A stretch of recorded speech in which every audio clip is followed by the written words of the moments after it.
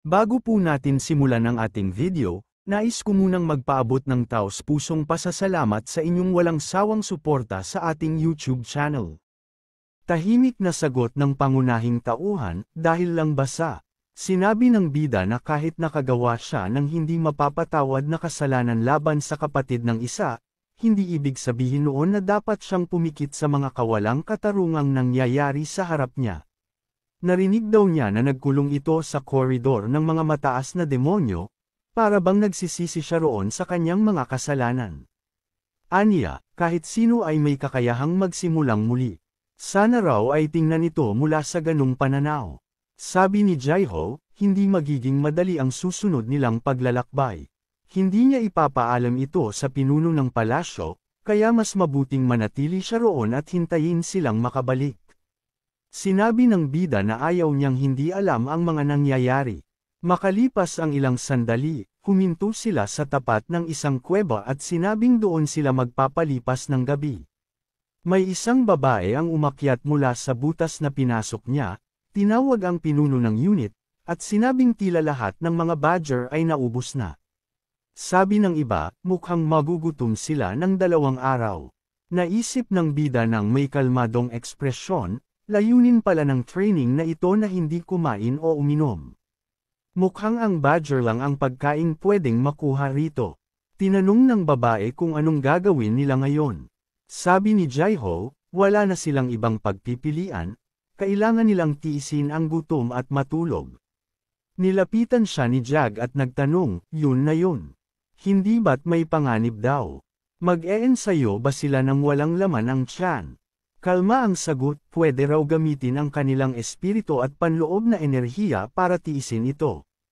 Tinanong pa niya, pumunta ka ba rito nang wala man lang kaunting determinasyon? Naglakad siya palayo, at tinanong ng mga miyembro kung ano ang balak niya. Hindi ba't narinig niya ang utos ng pinuno na matulog na? Nakakatuwa raw ito, siguro dapat pabayaan na lang siya. Baka raw kasi masyado siyang marangal para magutom. Bumaba siya sa hukay at makalipas ang ilang minuto, sinabi niyang may nahanap siya. Nagulat ang iba at nagsabi, imposible to, di ba? Nilapitan siya ng babae sa gilid ng hukay, at may iritadong ekspresyon nang sabihing wala namang laman iyon. Nabigla sila nang ipakita ng bida ang ahas na nahanap niya. Napaatras ito sa gulat at napaupo, sabay tanong, anong ginagawa mo? Sagot niya, nakahanap lang ako ng pagkain. Tiningnan siya ng iba na parang natatakot, at sabi niya, tanggalin muna ang ahas at saka sila mag-usap, mas mabuti pang araw na patayin ito. Nakangiti siya ng bahagyang baliw at sinabing kung gusto nilang kumain, bumaba sila't kumuha rin ng ahas. Marami raw doon. Nag-aalala silang lahat. May nagsabi na siguradong binutuhan niya ng bato ang mga iyon. Sabi ng ating bida, kalmado ang tono, at least nalinis ko na ang paligid. Kailangan naman nating kumain, di ba? Tinawag ni Jaiho ang batang pinuno at sinabing kapag kinagat siya ng ahas na iyon, sa loob ng 7 minuto ay matutunaw ang lahat ng lamang loob niya. Mapupuno ang katawan niya ng lason at mamamatay siya. Pero sagot ng bida, wala siyang pakialam. Kailangan lang niyang bigyan ng lubad. Tinali niya ito malapit sa ulo ng ahas at ipinaliwanag na ang kamandag nito ay nanggagaling sa glandula ng lason at lumalabas sa pangil. Kapag tinali mo ang ulo ng ahas, mawawala ang lahat ng lason at magiging masustansyang pagkain ito. Pinigil niya ang ulo kaya lumabas ang lahat ng kamandag mula sa pangil. Dagdag pa niya, bagamat hindi mabango, nakakain ito. Takot na takot si Shigon at tinanong, gusto ba niya talagang kainin namin yan? Si Jagok naman, kalmado lang, kinagat ang isang bahagi ng ahas at tinanong, takot ba kayo? Sagot ng iba, syempre hindi ganon. Sige na, ikaw na lang kumuha ng ahas.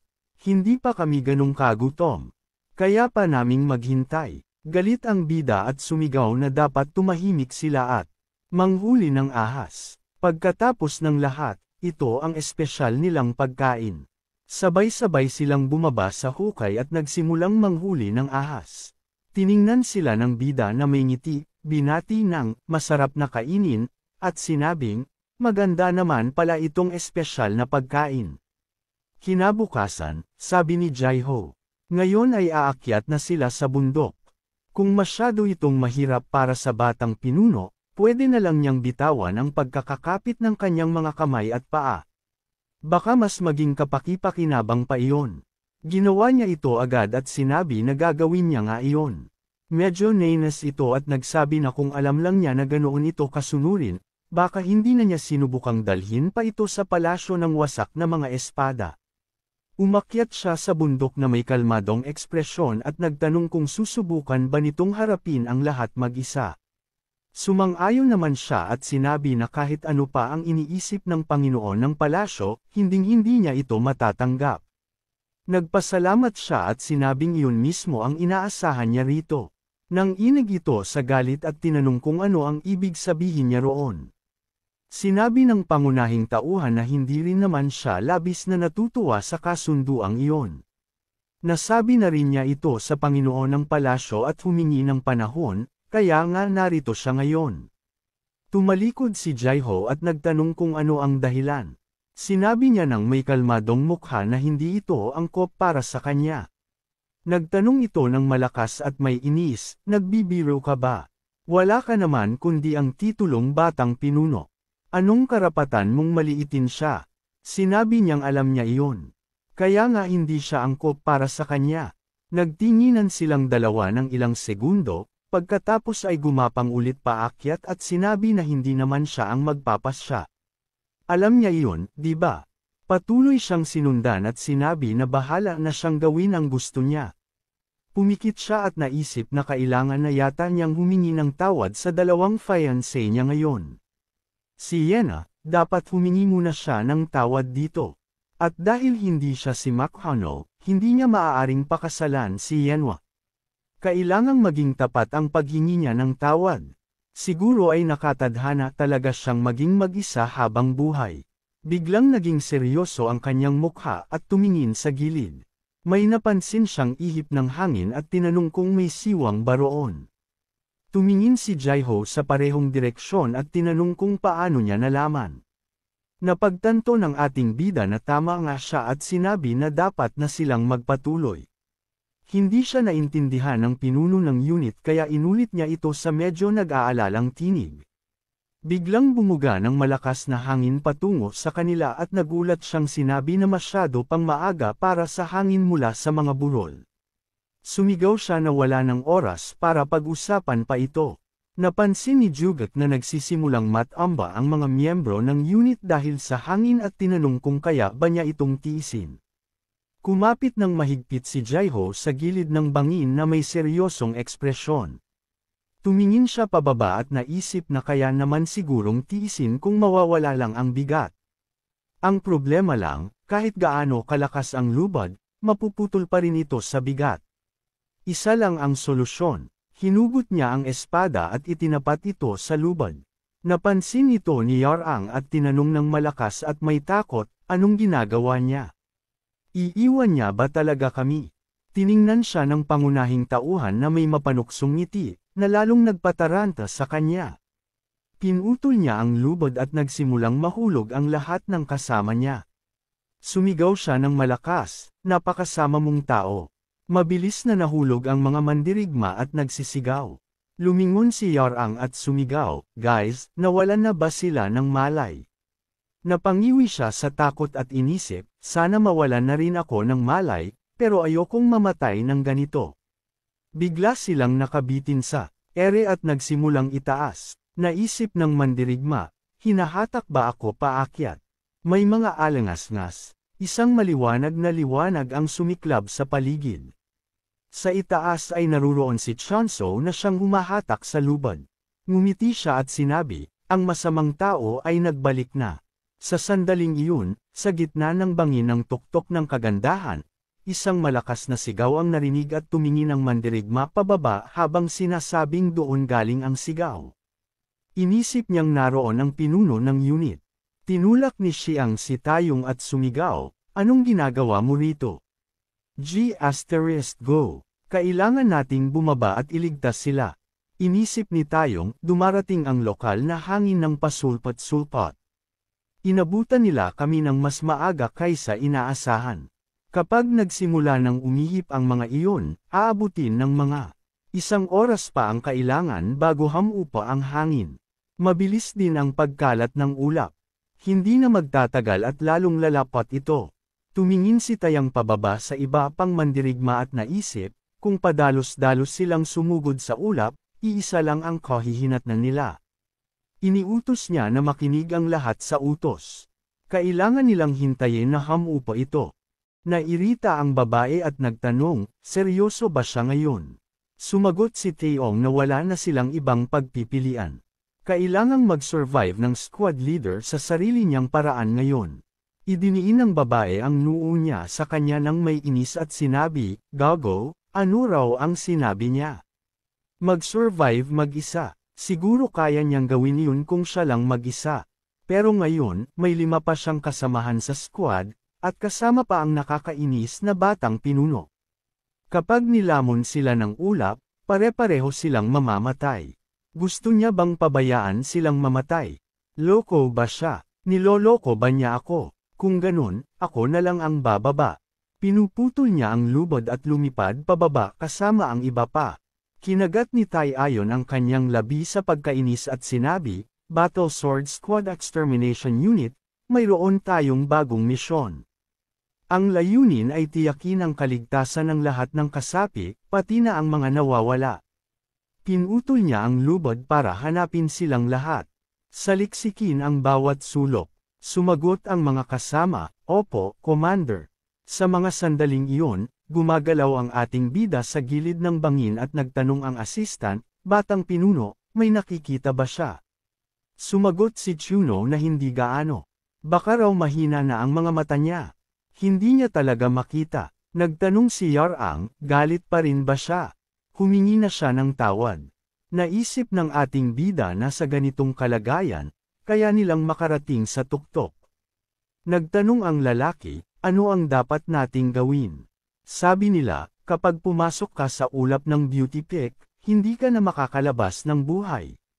Sumagot ang ating bida, "Oo, siguro ganun nga ang intensyon."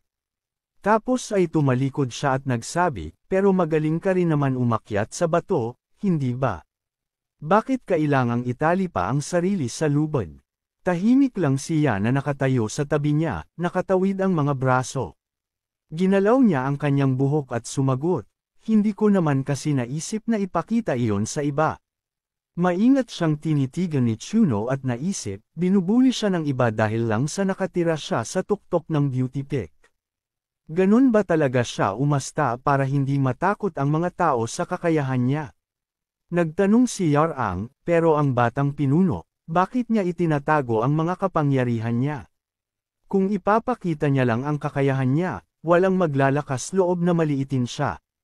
Huwag mong sabihing natutuwa siyang itinatago ang mga kakayahan niya. Nasisiyahan ba siya kapag nakikita ang kahinaan ng iba? Sumigaw si Shinso sa inis, akala ba niya ay isa siyang pervert? Pinalo niya si Yaren sa ulo at sinabi, "Ang pagmamaster ng sining ay hindi sagot sa lahat ng problema." Oo, kaya niyang pagsundin ang mga tao, pero hindi ibig sabihin noon ay kampi sa kanya ang mga ito o may tiwala sila sa kanya. Hinawakan ni Yaren ang ulo niya habang umiiyak at sinabi, "Hindi ko maintindihan. Hindi ba sapat ang lakas? Sa huli, lakas lang naman ang nagpapatiwala sa iba. Hindi ba?" Tinabay ng ating bida ang kanyang mana at sinabi, "May nagsabi sa kanya noon na hindi siya dapat lumuhad sa mga makapangyarihan." Sabi ni Yang, pero, inilipat ng ating bida ang daloy ng enerhiya sa gilid at sinabi, "Ang Goongyong cult ay isang lugar na nagnanais ng mundo na walang pagkakahiwa-hiwalay, pero marami pa silang kailangang pagdaanan. Magkaiba ang sumusunod at ang nagpo-protekta." Sa mga oras na iyon, naiinis na nagsalita si Taeyong, si Shi, ang tanga, paano niya nagawang tumalon ng ganon? Ang gustong sumunod ay kailangang magpasakop sa makapangyarihan, pero ang gustong magprotekta ay kailangang lumaban sa makapangyarihan. Nagpatuloy siya habang kumikapit sa gilid ng bundok at nanalangin, "Pakiusap, iligtas mo ang aming squad leader. Patuloy ding umakyat si Jaiho at sinabi kay Yarang na sana ay buhay pa ang batang pinuno at gamitin sana nila ang kanilang buhay upang mailigtas ang iba. Kumaway ang ating bida at pinaandar ang mana. Naisip niya na ito ang batayan ng batas at patunay ng kanyang pag-iral. Inilabas niya ang isang malakas na agos ng enerhiya na nagliwanag sa paligid. Nagtanong si Jaiho na may gulat, anong klaseng kasindak-sindak na bagay ito? Lumabas ang babae at nagtanong. Tinanong niya, anong klaseng bangungot ang nangyayari? Nagsimangot si Taeyong at sinabi, naglaho na ba ang ulap? Sagot ni Chuno, ito ang pinakamatinding layunin. Matapos gumamit ng mana, lumiwanag ang paligid sa liwanag ng araw at lumitaw ang tunay nitong anyo. Sa gulat ni Yaang, sinabi niya, ang lugar na ito. Ngunit pinutol siya ng ating bida at idinugtong, dito minsang may nakatira. Inutusan niya itong maghintay, at tinanong ni Yaang kung saan siya pupunta. Naisip ni Chuno na mula pa sa simula ay may kakaiba na, isang ulap na hindi niya maaninag kahit gumamit pa ng pinakamataas na antas ng demonyong sining. Isang nakakainis na kapal ng hangin na papalapit at isang pamilyar na pakiramdam na naramdaman niya agad nang lamunin sila ng ulap. Sigurado siyang amoy at pakiramdam ito ng isang charming technique. Posible kayang mag-set up ng bitag na top tier sa ganoong kalawak na lugar. Bumukas ang ating bida ng pinto at pumasok sa isang sira-sirang gusali, sabay sabing iniwan na ang buong lambak. Bigla siyang lumingon sa pader at nagulat sa nakasulat na, uninterrupted constancy. Naisip niya, ang sulat kamay na ito, pamilyar ito. Ang mga salitang nakita niya noon sa koridor ng mga mataas na demonyo. Kay Macho ang sulat na iyon. Samantala, hinihila pataas ni Yaong ang lahat ng mandirigma at tinanong, mga kapatid, tiyak bang grabe ang pagkakabagsak nila? Sigurado siya na kahit sa panaginip, hindi niya inakala kung anong klaseng tao ang naging batang pinuno. Makakabalik pa ba sila? Umupo siya sa lupa at nagtanong, hindi naman siguro patay na silang lahat, di ba, squad leader? Bigla, isang sigaw ang narinig.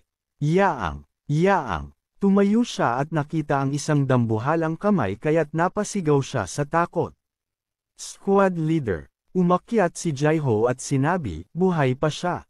Hinawakan siya ni Yaran at sinabi, squad leader, nakaligtas din siya. Huminga ng malalim si Jaiho at sinabing, totoo, masaya akong buhay ka pa. Sabi ni Yarang, lahat kami ay buhay dahil sa batang pinuno. Nagsimangot si Jaiho at muling nagtanong, ang batang pinuno, namatay ba siya matapos tayong iligtas? Naisip ni Yarang, itinuro niya ang bahay at sumigaw, hindi. Buhay siya. Pumasok siya roon. Muling nagsalita si Jaiho, ibig sabihin, sinadya niya ang pagputol ng tali para iligtas tayo. Napangiti si Yarang at naisip, kahit sabihin ko ang totoo, baka hindi pa rin siya maniwala, di ba? Tinanong niya, pero Commander, paano kayo nakarating dito? Sagot ni Jaiho, nang mapansin kong nawawala kayo, agad ko kayong sinundan. Ang mahalaga, nakaligtas tayong lahat. Ngunit tanong niya sa sarili, ang lugar na ito, hindi rin niya alam. Naisip niyang ang tagong tirahan na ito ay itinayo ng commander ng Battle Sword Squad. Nanggigigil si Jaiho at sinabing, madalas na akong nakapunta sa Peak of Beauty pero ni minsan, hindi ko ito nakita o narinig. Anong klaseng kababalaghan ito? Ngunit idinagdag niya, pero huwag kayong mag-alala. Siguro nasa daan na papunta sa Palace of Broken Swords ang ibang miyembro. Tinanong ni Yarang, sigurado ba kayo? Makakaalis din ba tayo dito? Masaya ang sagot ni Jaiho, oo naman. Tanging mga baliw lang ang gustong manatili rito. Kailangan lang natin makarating bago dumating ang Palace Master. Biglang may sumigaw, squad leader. Paakyat siya sa bundok at nagtanong, anong ginagawa ninyo rito? Si Yarang, nabuhay rin. Dapat namatay ka na. Mukhang mahaba talaga ang buhay mo. Nagsigaw si Yarang. Kuya Xian. Nagsimangot si Jaiho at sinabing, hintayin mo, saan ka galing? Sumisigaw ang mga lalaki habang umaakyat sa bundok, nandito rin kami. Sigaw ni Yarang, Dan Bong, Dan Yokman, pati sila. Natigilan si Jaiho sa gulat at sinabing, sandali, imposible ito. Sigurado siya, sa isip niya, hindi ito maaaring totoo. Alam niyang ang mga yor ay matitino at halos masyadong tapat.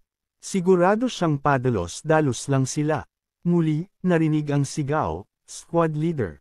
Pumaakyat ang mga mandirigma sa bundok at nagtatanong, buhay ba sila?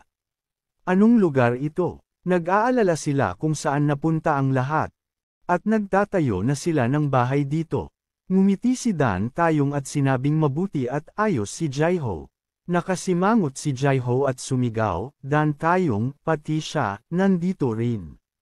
Kumpleto ang extermination squad. Napasimangot siya at sumigaw, mga tanga talaga kayong lahat. Magpapatuloy ang training sa Peak of Beauty pagkatapos palitan ang ruta. Sa mga sandaling iyon, nakatayo ang ating bida sa loob ng kubo at iniisip na kahit gaano niya pag-isipan, may kakaiba sa mga salitang iyon. Hindi naman talaga parang si Makhano, ang itim na tupa ng grupo, ang may ganong pilosopikal na pananaw sa mundo. Sino ba talaga si Makhano? Posible ba ito? Nagsimulang itapon ni Chuno ang mga papel sa iba't ibang direksyon at naisip na kailangan niyang alisin ang mga salitang iyon na hindi niya maintindihan. Sigurado siyang may ibang bakas pa maliban sa mga sulat sa pader. Nakahanap siya ng papel at mariing pinisil ito habang iniisip, ito na. Nakalagay sa papel, palasyo ng mga pagpatay. Lumabas ang ating bida at nakarinig ng sigaw, young leader. Naisip niya, bakit ang dami nila dito? Nagtanong si Shinso, anong nangyari dito? Sabi ni Yerang, pumunta sila para iligtas sila. Nagtanong ang ating bida, para iligtas kami. Sumigaw si Yerang ng, oo. Inilagay niya ang kamay niya sa labi at pabulong na tinawag si young leader. Hindi niya sinabi sa kanila ang tungkol sa kanya at sa kanyang kakayahan. Tumingin si Chuno sa paligid at naisip, hindi naman pala sila ganoon kasama. Iniisip niyang ang tunay na katatagan dito ay ang pagtutulungan ng kulto ng demonyo at ng mga tunay na mananampalataya. Tama, hayaan silang tumawa ng malakas. Karapat-dapat sila. Lumapit si Jaiho at nagtanong kung bakit niya ito ginawa. Muling nagtanong si Shinso, ano bang eksakto? Tanong ni Jaiho, bakit ka pumunta rito nang walang plano? Paano mo nailigtas ang mga kasamahan sa squad? Kamandat ang ating bida at sinabing, ang responsibilidad ng isang young leader ay mahalaga sa kanya. Sumigaw si Jaiho, halos nagmamakaawa. Tinuring mong basura ang kapatid ko. Naisip ni Chuno, may punto siya. Napasimangot si Chuno at sinabing, sige na, sige na. Inakala niyang iiwan niya sila, pero naligaw siya sa mga lubad at napilitan siyang isama sila. Ayos lang ba ito? Sumigaw si Jaiho sa pagkadismaya. Alam ko na. Tiningnan ng ating bida ang mga mukha ng mga commander at naisip, mga tanga, bakit ba kayo masaya? Ngumiti si Dan Yokman at sinabing, kahit aksidente man o hindi, tiyak na mahirap iyon. Nagsalita naman si Dan Bong. Tiningnan niya ang ating bida na may bagong pagtingin. Hindi niya akalaing ganoon katapang ang ating bida. Nakakrus ang braso ni Dan Tayong at sinabing, kahit nagpapasalamat siya, huwag asahan ang kanilang tiwala. Sumigaw siya na gusto niyang sabihin, huwag kang masyadong maging mayabang. Ngumiti si Shinzo at inisip, parang mas naging malapit kami sa isa't isa. Pagkalipas ng ilang oras at dumilim na, humiga ang mga mandirigma sa sahig ng kubo. Umupo si Yarang sa gilid ng bangin at sinabing, ang weird talaga. Parang pamilyar sa kanya ang hamog. Lumapit siya at nagtanong kung bakit hindi pa siya natutulog. Nagulat si Yarang, Senior Comrade, anong meron? Bakit di ka natutulog? Umupo siya sa lupa at sinabihang umupo rin ito. Sumagot siya, mas weird pa siguro kung makatulog ako sa ganitong sitwasyon. Baka nga ito na ang tadhana natin, mamatay sa gutom dito. Nakasimangot siya at naisip na sana hindi na siya lumabas. Hirap na siyang huminga. Ano ba talaga ang sitwasyon? Sabi nila, parang ama't anak. Hindi niya inaakalang mamamatay siya gaya ng ama niya. Yumuko siya at saglit na natahimik, saka sinabing, ang ama niya. Narinig niyang namatay ito sa Peak of Beauty. Alam niyang kaya ganito ang trato sa kanya ng squad ay dahil bawat miyembro ng Extermination Squad ay may mahal sa buhay na namatay sa Peak of Beauty, ngunit siya ay nabuhay. Hindi lang siya hindi kabilang sa Palace of Broken Swords, nanggaling pa siya sa ibang lupain. Siyempre, mahirap silang maging kaibigan. Tiningnan ni Shigen ang malungkot at tahimik na si Yaong at tinanong, anong meron sa kanya? May guilt ba siya? Hinawakan niya ang ulo at sinabing, anong kalokohan yan? Para bang kaya pa niyang gawin ang kahit ano tungkol dito? Siya lang naman ay, siya ang pinakabata sa kanila, ang hindi kayang ipagtanggol ang sarili, kaya dapat ay alisin na niya ang mga mapagmataas na pag-iisip tungkol sa sarili niya. Sabi ni Yarang, makakalabas kaya tayo rito ng buhay. Tinanong niya, paano? Pinag-isipan iyon ni Yarang. May kasama silang batang pinuno. Iisipin niyang baliw siya kung sasabihin niya iyon, di ba? Sabi niya, siya. Nakikita niya ang mga taong ito na nakahiga lang doon na parang walang iniisip. Alam din nila na maaaring mamatay sila rito balang araw, katulad ng kanilang mga nauna. Alam ng lahat, di lang ipinapakita. Tinanong ni Yarang, kanino nila di ipinapakita? Tinanong niya, kanino pa ba? Siya lang naman ang narito na parang isang bata. Tinanong ni Yarang, bakit nila ginagawa ito? Napakunot noo siya at sumagot, dahil nahihiya sila, dahil sila ang mga tagapagdala ng espada ng Extermination Squad. Paano naman, bilang matatandang kasama, ay manginig sila sa takot? Tigilan mo yang pagpapa-adulto mo. Si Yarang, dapat ay umalis na lang at matakot sa isang sulok. Kung makakalabas man sila rito o hindi, wala siyang pakialam. Kumaway siya, tumalikod, at nagsimulang umalis. Sinabi niyang huwag siyang sundan at huwag sirain ang mood. Huwag nang magtagal pa roon. Panahon na para matulog. Inisip ni Yarang na mahirap talagang intindihin siya. Tinanong niya ang sarili kung dapat ba siyang mag-scout kahit wala namang makikita. Trabaho ng nakababatang kapatid ang protektahan ang kanilang mga nakatatanda. Naglakad-lakad siya sa paligid ng kubo at maingat na tumingin-tingin. May nakita siyang maitim na silweta na may nagniningning na mga mata at nagtanong kung ano iyon. Pumikit siya at nakita ang isang maskuladong katawan na nagpaikot sa kanya at natakot. Anong klaseng bangungot iyon? Ginigising ba niya ang kanyang mga kuya? Hindi, ayos lang. Kaya niyang harapin ito mag-isa. Parte rin siya ng Extermination Squad. Sinimulang igalaw ni Yarang ang kanyang mga braso at sumigaw ng malakas, tapos pinaikit ang mata at tinanong kung totoo nga ba ang nakita niya. May silwetang lumitaw sa harapan niya, ibinuka ang mga braso, at napasigaw siya ang nang ubod lakas na umalangaw-ngaw sa buong burol. Makalipas ang ilang sandali, nakaluhod siya sa loob ng kubo, may luha sa mga mata at sinasabi ang katotohanan.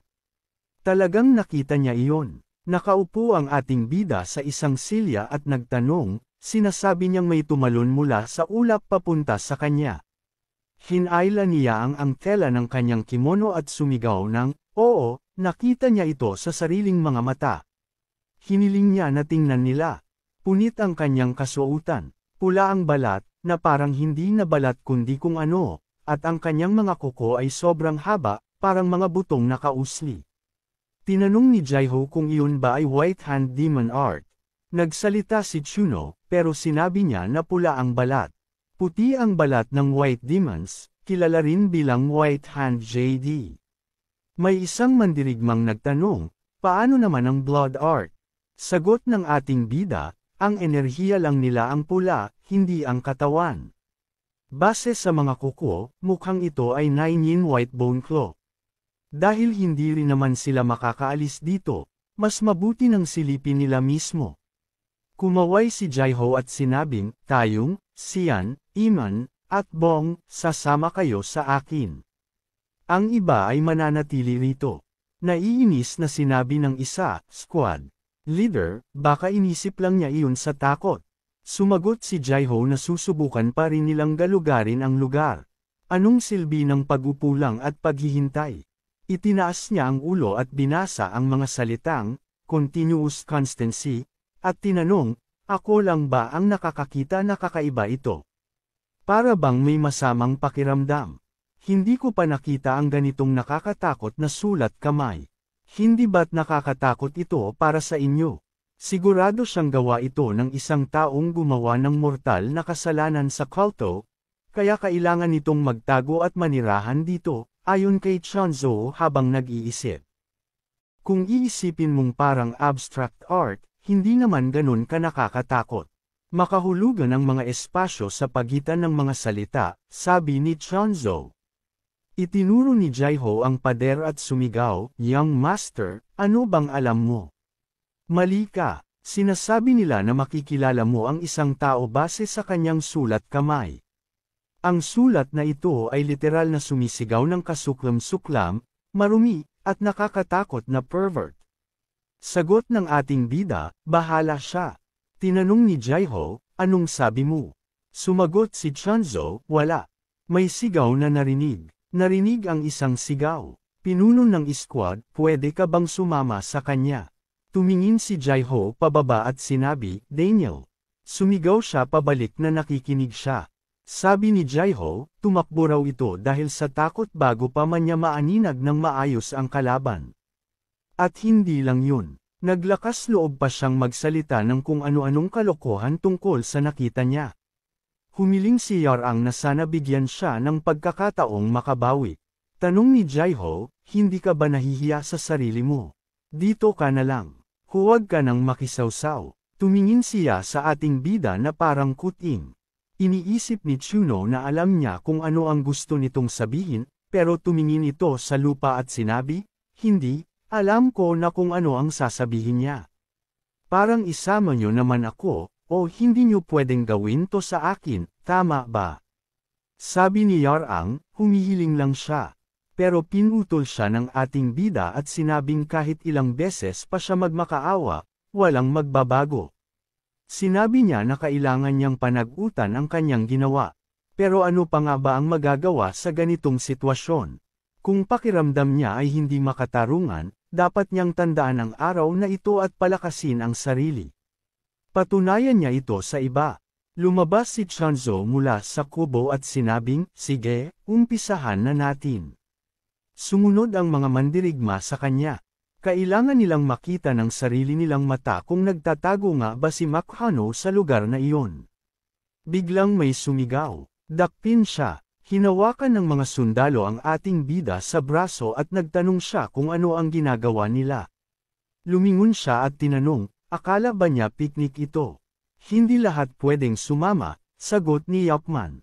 Lalaki ka nga pero hindi ka magtatagal doon. Masaya pang sumigaw si Bam, at tumalikod si Jaiho sabay sabi na, ni hindi ko alam kung paano ka nakaligtas kasama ang mga kasamahan natin. Hindi ka suswertehin ulit. Alamin mo ang lugar mo. Naguguluhan ang ating bida at nagtanong, iniwan nila ako. Bakit nila ginawa ito? Tiningnan siya ng mga sundalo na parang nagtataka at sinabing, bakit? Isa lang siyang mahina. Inutusan siya na umupo sa sulok kasama si Yaang at maghintay na lang sa pagbabalik nila, at huwag na huwag mag-isip ng kung anong kalokohan. Yumuko si Chuno at tinanong ni Yarang, ayos ka lang ba? Sumagot ang ating bida, oo, ayos lang ako. Ayos na ayos. Kahit handa na siyang patayin lahat ng tao roon dahil sa kahihiyan. Tumalikod si Yarang at tinawag siya, batang pinuno. Umupo ang ating bida sa lupa at nagtanong, bakit? Nagtanong si Yarang, kung kabilang ka sa isang grupo, dapat sundin mo ang mga patakaran nila, tama. Muling nagtanong si Shinso, nang aasar ba siya ngayon? Sagot ni Yang, hindi naman. Nahihiya lang talaga si M at pakiramdam niya mababaliw na siya. Gusto niyang gumawa ng bagay na hindi dapat. Anong dapat niyang gawin? Matalim siyang tiningnan ng ating bida at naalala ang isang pag-uusap. Tinanong ng guro, akala mo ba makakalusot ka lang dahil anak ka ng pinuno ng unyon? Iyon ang ika-70 kaarawan ng pinuno ng sekta ng Tai King. Dadalo ang mga nakatatanda sa unyon. Sumigaw ang guro, at gusto mong sirain ang lahat. Pinagsalampak ng ating bida ang kanyang kamay sa mesa at sumigaw, hindi mo ba nakita ang mensahe? Yung matandang baliw ay desperado nang humihiling na iligtas. Ang bata, isasakripisyo nila ang buhay ng isang 16 na taong gulang ngayon. Sumagot ang guro, nakita ko ang lahat, pero hindi pa tamang panahon. Tumakbo palabas ang ating bida mula sa kubo at nagmadaling umalis. Sumigaw sa inis ang guro, yang baliw na gago, pigilan niyo siya. Tumakbo si Chuno at sinabi na kung gusto nila siyang pigilan, subukan nilang habulin siya. Patay silang lahat. Sa isip ng ating bida, maraming beses nang naging sobrang delikado ang sitwasyon, lalo na noong tinangkang ikulong ang pinuno ng angkan ng Taiking sa Storm Prison. Sa totoo lang, noon pa man, hirap na siyang sumunod sa utos, bago pa siya naging pinuno ng Dragon Storm Squad. Marahil gusto ni Yar ang malaman kung bakit galit na galit sa kanya ang mga nakatatanda. Gusto niyang makita ng sarili niyang mata. Sabi ng ating bida, maaaring mamatay siya. Sagot ni Yar ang, tanggap na niya iyon. Sabi ni Chuno, kahit makabalik siya ng buhay, tiyak na mapaparusahan siya dahil sa pagsuway. Sagot niya, handa siyang tanggapin ang parusa. Sa isip ng ating bida, kung gusto niyang iligtas ang mga pumunta sa loob ng ulap, kailangan pa rin niyang sumunod doon.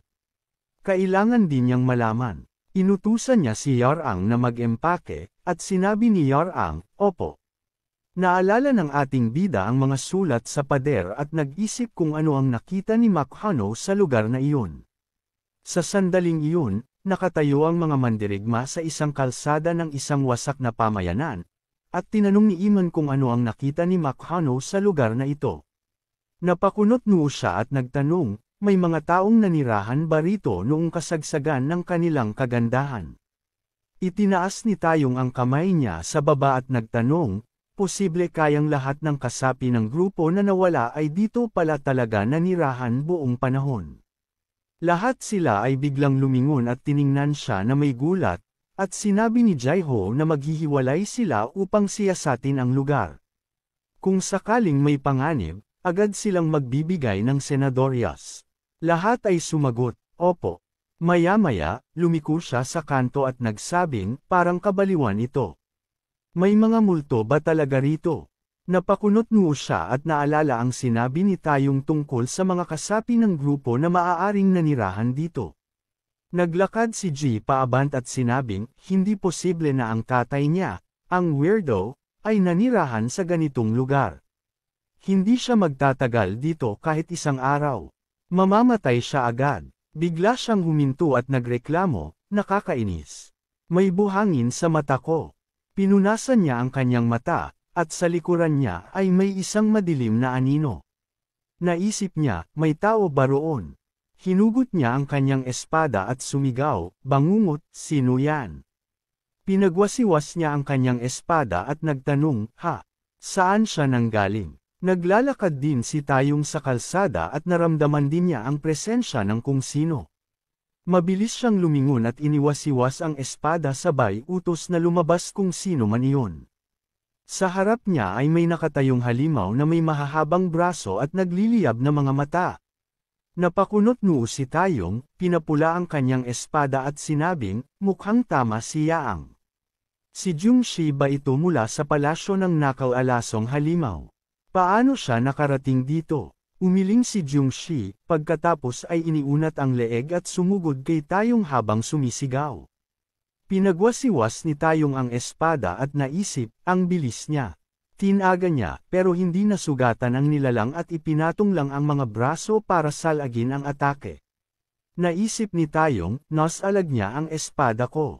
Umatras siya habang patuloy ang pag-atake ni Jungshi. Pinagwasiwas ni Tayong ang kanyang espada at sumigaw, tingnan natin kung kaya niya to. Ginamit niya ang Tiger Explosion Sword at itinutok sa halimaw. Nagpatuloy ang labanan. Sinubukan niyang saksakin ang dibdib nito at inisip, hindi pa rin sapat. Umiwas siya at sinipa si Jungshi palayo. May butas na lumitaw sa katawan ng halimaw at inapakan ito ni Tayong. Hinugot muli ang espada at sinabing, kung hindi pa ito sapat, uulitin natin hanggang gumana. Inulit niya ang Tiger Explosion Sword at sinaksak ang dibdib ni Jung-shi. Biglang may malakas na sigaw. Tayong, umilag ka. Nakita niya si Jai-ho na tumatakbo at nagtanong, ha? Anong sinasabi niya? Sa sandaling iyon, nagsimulang lumiwanag at mamaga ang katawan ng bangkay, dahilan para sumigaw si Jai-ho, Tayong. Isang matinding pagsabog ang sumiklab at nagbigay liwanag sa paligid. Sa sandaling iyon, may nagtanong, anong ginagawa niya rito, batang pinuno? Tinanong ng ating bida kung bakit niya hinugot ang espada nang makita siya. Lumabas si Yeongon sa likuran niya na may ngiti at nagtanong, Kuya, ayos ka lang ba? Napasigaw si Shan, ikaw, maliit na gago. Alam mo bang delikado rito? Nasisiraan ka na ba ng ulo? Dumaan si Chuno sa tabi nila at nagtanong kung nasaan ang iba. Sumagot si Chigan na tila malawak ang lugar na ito, kaya naghiwa-hiwalay sila para mag-ikot. Kung alam lang nila na ganito kalawak, sana tinawag na nila ang lahat. Inutusan sila ng ating bida na maghintay. Hindi raw iyon ang mahalaga ngayon. Sinabi niyang simulan na ang tunay na pakay. Habang tinitingnan ng mga bahay na halos pantay ang pagitan, naisip niyang ginamitan ito ng maraming lakas paggawa. At kung totoo yun, baka may matibay na dahilan ng mga tao para manirahan dito. Ibig sabihin din noon, baka artificial na ginawa ang hamog para itago ang isang bagay. Pero posible nga ba na gumawa ng isang mistikong bitag sa? Posible bang gumawa ng isang mystical trap sa ganito kalaking saklaw? Ang mystical trap ay isang uri ng harang na pinaghalong realidad at ilusyon. Kung meron mang kayang gumawa ng mystical trap sa ganitong antas, iisa lang ang pumapasok sa isipan, ang heavenly swear na si Tung Jiggle. Tinanong niya, nasaroon na ba siya ng bait? Nagsimulang tumakbo papunta sa kanya at sumigaw, na wala na ba talaga ang natitirang katinuan niya? Biro lang ba ito para sa kanya? Bakit siya nandito? Sabi ni Yarang, Kuya, huwag mong gawin yan. Siya pa rin ang batang leader. Napabuntong hininga si Shinso at nag-isip. Iniisip niya kung kaya ganoon ang pagtrato sa kanya ng mga miyembro ng grupo ay dahil sa mga dating ginawa ni Makano. Siguro ginagawa niya iyon dahil talagang nag-aalala siya sa ating bida at kay Yarang. Naiintindihan niya ito ng mabuti. Pero sinuntok ni Shigan si Yarang sa mukha at sumigaw, ano ngayon, gago ka? Simulat sa pool ay galit na siya rito. Wala siyang alam kundi ang pamagat lang niya, pero ang lakas ng loob niya manghamak ng iba. Isa lang siyang siraulong walang kwenta. Nabalot ang ating bida ng mana at inis na nagsalita na sumusobra na siya sa limitasyon. Nagulat siya at nagtanong, ha? Binugbog siya ng ating bida kaya't tumulo ang laway ni Shigan mula sa kanyang bibig. Pinalabas ni Chuno ang siyam na suntok ng Martial Emperor, 6 dito ay explosive punches. Napalipad siya at nabasag ang dingding ng gusali. Malakas siyang sumigaw, nagulat, nakakatakot. Hinugot niya ang kanyang espada at sumigaw na bumalik sa impyerno. Alam ni Chuno na ayaw talaga nito sa kanya. Inisip ni Shi na imposible ito. Pero pinigilan niya ang espada gamit lang ang kanyang mga kamay na puno ng enerhiya. Hinawakan ng ating bida ang dulo ng espada gamit ang dalawang daliri at nagsalita. Ngunit hindi siya dapat ganito sa mga nakababata sa kanya. Tinabig niya ang espada ni Shigan at sinuntok ito sa tiyan. Bumagsak si Shigan sa lupa at napanganga. Bumagsak ang espada sa pagitan ng kanyang mga hita, muntik nang tamaan ang sensitibong bahagi. Tumakbo si Yarem papunta sa kanya at sumigaw sa takot, Kuya. Inutusan siya ni Chuno na kunin ang espada at sumunod sa kanya. Ilang sandali pa, tinanong niya kung bakit niya itinatago ang kanyang mga kakayahan sa pakikipaglaban. Ibig mo bang sabihin mystical trap ito? Sagot ng ating bida, tama siya kahit papaano. Tinanong niya kung paano ito posible. Wala namang paraan na ang mga taong nakatira dito ay kayang gumawa ng ganitong bagay. Tumalikod si Chuno at tinanong kung sino ba sa tingin niya ang nakatira rito. Hula niya, ang mga nawawalang miyembro ng Battle Sword Squad. Tinanong ng ating bida kung lahat ba ng miyembro ay nawala. Isa ang mata niya ay nakapikit at ang pisngi ay namamaga. Sinagot niya, hindi naman ganap. Alam na mga 10 taon na ang nakalipas mula nang magkaroon ng malawakang paghahanap para sa mga nawawala. Noong panahong iyon, sabi ng ating bida, sige, tingnan natin kung makikilala mo sila. Biglang sumingit si Yarang sa usapan at humingi ng tawad. Pakiramdam lang daw niya ito. Iniisip niya na may kakaiba sa hilagang bahagi ng abandonadong baryo. Sumigaw siya, paano niya malalaman? Yumuko siyan at sabi, parang ganito lang talaga siya nabuhay. Sa sandaling ito, nakikipaglaban si Iman sa 2 undead at tinanong, ito na ba ang araw na mamamatay ako?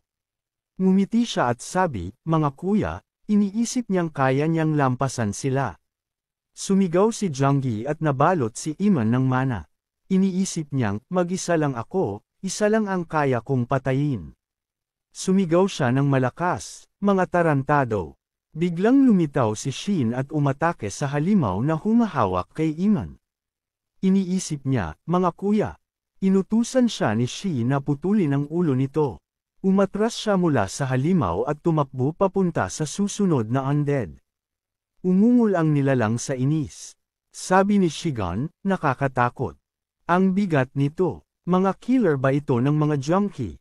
Tinanong ni Iman, Kuya Shian, paano naging ganito ang lahat? Nakunat ang noo niya at sabi, ni hindi niya alam. Pero uunahin muna niya ang mga halimaw. Sabi ni Yakman, pero sobrang lakas nila. Kaya mo ba sila? Inutusan siya ni Shi na lumayo na lang. Tinanong ni Yakman kung anong balak niyang gawin. Umungol ng malakas ang undead, binuka ang mga bibig nilang puno ng ngipin, at sumigaw si Shian, ngayon. Pumikit si Yakman at nakiusap na magtagal pa siya ng kaunti. Tumakbo siya palayo at nagsabing tatawagan niya ang iba. Biglang lumitaw ang ating bida sa kanyang harapan. Nasa harap niya ang ating bida at nagtanong, tama ba si Yarang? Magkakamukha raw ang mga multo ni Jung Xian. Tumigil si Yakman at sumigaw, batang pinuno. Kailangan na nating umalis agad dito. Hindi magtatagal si Shin. Sa ngayon ay pumuputol si Sean ng mga patay. Habang sumusulong, iwinasiwas niya ang espada at sumigaw na mamatay ang mga ito. Nakasimangot siya habang isa pang Jungshi ang sumugod at umungol. Nasugatan siya at sumigaw si Yukman, nakakatakot. Kaunting oras na lang ang meron tayo. Kailangan nating tumakas ngayon. Iniutos niyang dalhin ang natitirang miyembro ng grupo roon. Sabi ng ating bida, Dan, kailangan ba niya ng tulong? Napasigaw si Shi sa inis, gago ka ba? Tatayo ka na lang ba at manunood? Napasigaw si Iman sa pagkainis, nakakatakot, anong kalokohan yan ang sinasabi niya? Napatingin siya sa lugar kung saan kanina lang naroon si Shinso at naisip, naglaho ba siya? Tumalbog ang ating bida mula sa lupa at winasiwas ang espada patungo sa patay. Sa mga sandaling iyon, pinugutan ni Jaiho ng ulo ang isang Junggi at tinanong kung ayos lang siya. Nakatayo si Tayong sa tabi ng pader at sumagot, oo, dahil sa kanya, nakaligtas ako. Naalala niya ang sandaling sumabog ang katawan ng halimaw at narinig ang malakas na sigaw ni Jaiho. Tinanong ni Jaiho, sumasabog ba sila kapag tinamaan sa ulo? Mahirap paniwalaan na mga explosive Junggi ito at hindi lang iisa. Tiningnan ni Tayong ang mukhang malalim sa pag-iisip ni Jaiho at nagtanong kung alam din ba ng Panginoon ng palasyo ang tungkol dito. Sabi ni Jaiho na hindi niya alam kung alin ang mas mahalaga, na sana hindi ito ang mga nawawalang miyembro ng grupo. Nakasimangot si Tayong at sinabing sigurado siyang hindi sila iyon. Imposible. Nanganganib ang iba dahil magkakahiwalay sila. Nakangagat sa labi si Jaiho at sinabing hindi niya naisip na masasawi sila sa Jungshi rito. Pagkukulang niya iyon. Sabi ni Tayong, hindi pa naman sila malayo kung hahanapin na nila ngayon. Bigla silang napatigil at nagkatitigan, puno ng pagtataka. Agad silang tumakbo paaban, tumalbog mula sa lupa. Sa mga sandaling iyon, nakikipaglaban ang ating bida sa mga undead, Sunod-sunod ang mga atake niya. Lumobo ang katawan ng halimaw at sumabog. Napasigaw sa takot sina Yaang at Iman, batang pinuno. Tinitigil ni Chuno ang apoy na lumalamon sa katawan niya at nagtanong, mga ordinaryong janggi lang ba talaga ito? Nagulat si Shi at nagtanong, tao ba talaga siya? Sumagot ang ating bida ng may pagkainis, anong kabalbalan ang sinabi mo?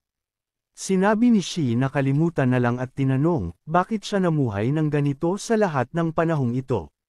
Tinanong ng ating bida, anong ginagawa niya? Tumakbo si Yaren palapit at tinanong, batang pinuno, ayos ka lang ba? Sumunod si Iman at sinabing, kung ipinakita lang niya ang kakayahan niya, hindi siya babastusin. Kung alam lang ng Panginoon ng palasyo ang kapangyarihan niya. Pinutol siya ni Chonzo at nagtanong, papatayin ba siya? Biglang nanlaki ang mata ni Yaren sa takot at itinapat ng ating bida ang espada niya kay Shi at inutusan siyang patayin ito. Natakot si Shi at nagtanong, ano raw ang sinabi niya?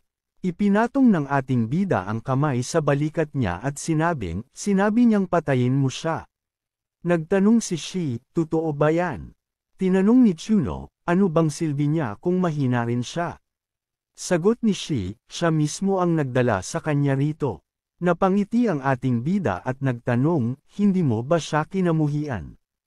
At dahil mahina siya, dapat lang siyang patayin. Anong masama roon? Tinawag ni Yarang si Kuya Shane. Napaatras si Shi at nagmakaawa, pakiusap, sandali lang. Ano bang binabalak niya? Tanong ni Chonzo, may problema ba? Hindi mo ba kaya?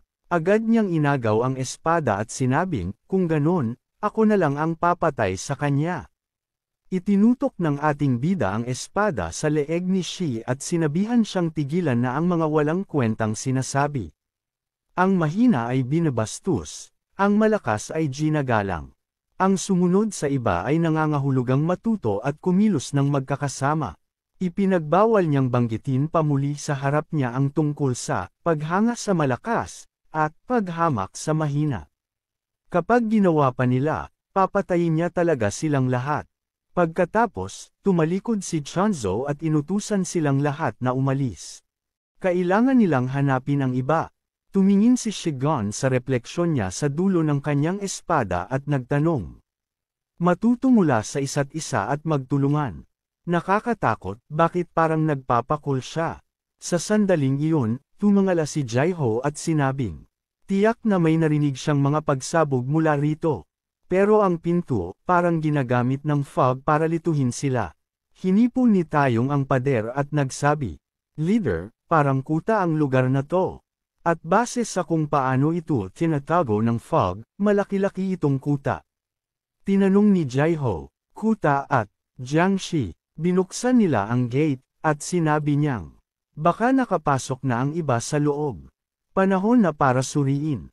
Pumasok ang grupo sa loob at sinabi ni Jaiho, hindi ko akalaing sa madilim na lugar na to ay may mga bulaklak sa mga pader. Parang gusto ng mga dating nakatira rito na makakita ng bulaklak, kahit man lang sa panaginip. Naglakad ang mga mandirigma sa pasilyo at dumating sila sa isang libingan. Tinanong ni Jaiho, ito ba ay itinayo ng mga taga-kanlurang gilid? Ang kanlurang gilid, o Shu ay kadalasang tumutukoy sa Central Asia. Pero minsan, tumutukoy lang sa silangang bahagi nito. Ipinatong ni Tayong ang kanyang mga kamay sa libingan at sumagot. Parang ganoon nga, sabi ni Jaiho, isang sinaunang libingan. Hindi niya alam kung sino ang nakalibing doon. Pero tiyak na isang kakaibang tao. Tumingin siya kay Tayong at iminungkahing buksan ito. Bagamat may kutob siya, baka may pahiwatig ito tungkol sa nawawalang mga kasamahan. Sumang-ayon si Tayong at inabot ang takip ng libingan. Ginamit niya ang mana niya para buhatin at itulak ito.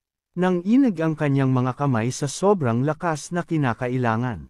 Nang biglang sumigaw si Jaiho, itigil mo yan. Nagulat si Tayong at nagtanong. Bakit? Sabi ni Jaiho. Pakiramdam ko may nabuhay tayong hindi dapat. Biglang lumitaw ang mga patay sa dulo ng pasilyo.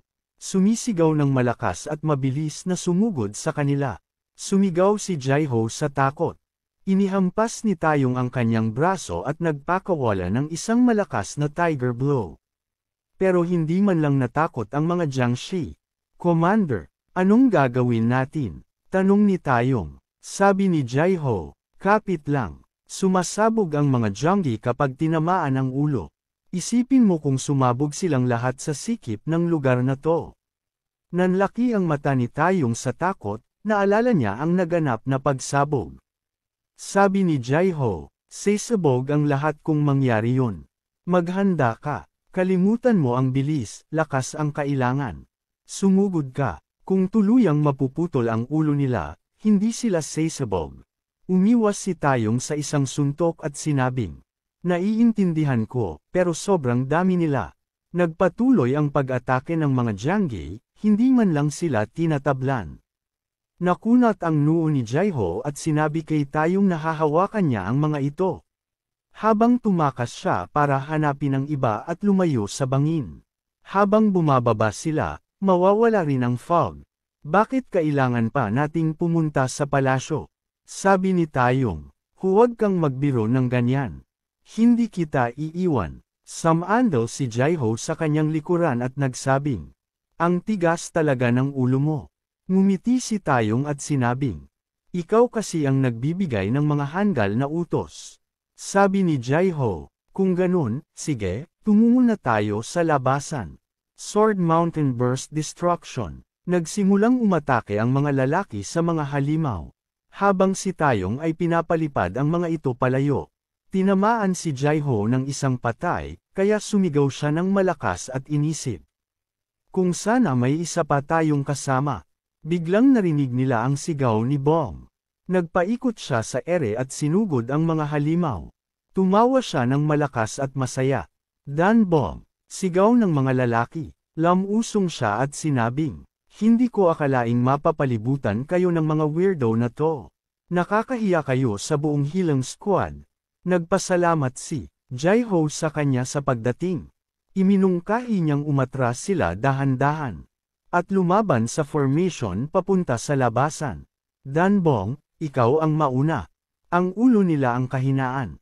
Ipinuwesto ni Bong ang mga espada niya sa magkaibang direksyon at sumigaw, "Alam ko." Itinawid niya ang kanyang mga espada at sumigaw si Jaiho, "Kahit gaano pa karaming Jiangshi ang sumugod dito, isa o dalawa lang ang sabay-sabay na makakaatake sa atin.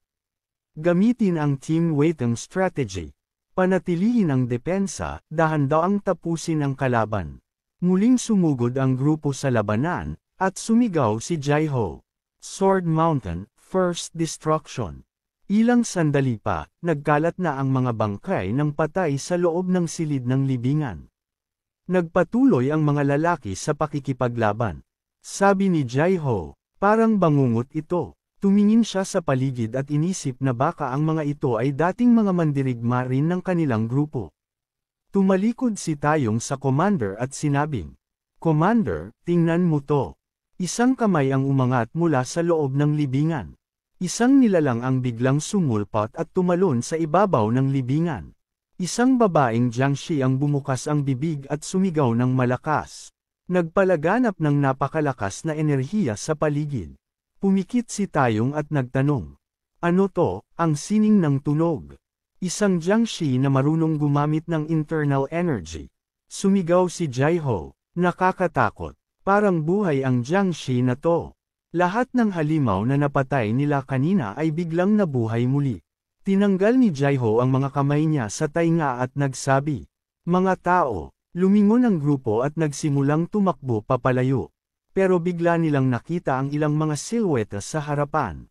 Nagtanong si Jaiho, "Nakakatakot. Meron pa ba?" Lumapit ang mga mandirigma at nagulat sa kanilang nakita. "Si Yakman," sigaw ni Jaiho, "ang batang pinuno." At si Yang, ang batang leader din.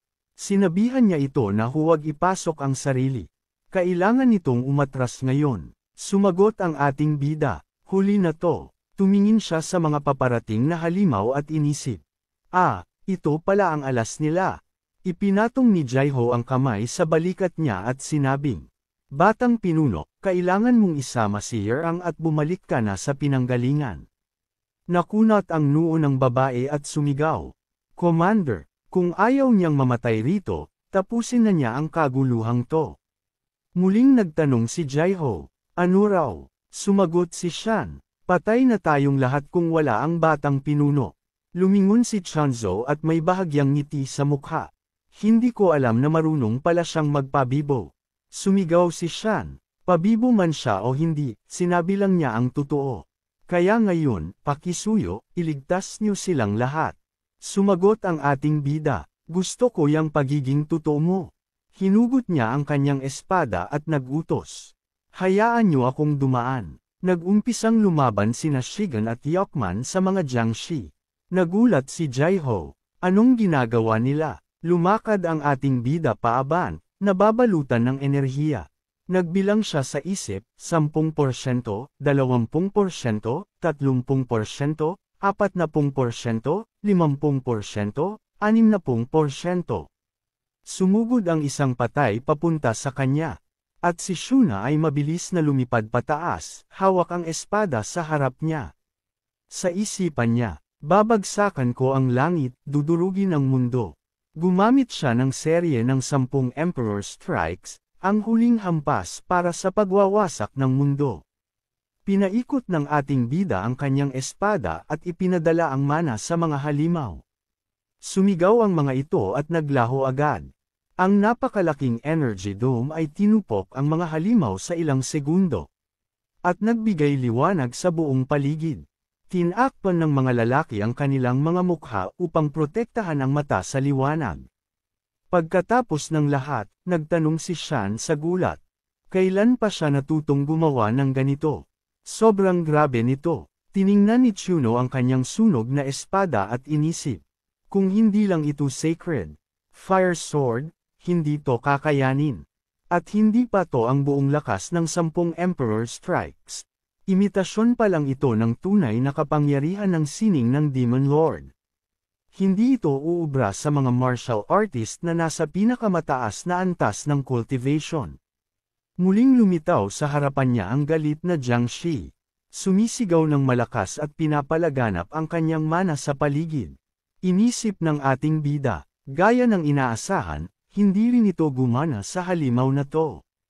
Muling nagising ang mga halimaw at sumugod papunta sa mga lalaki.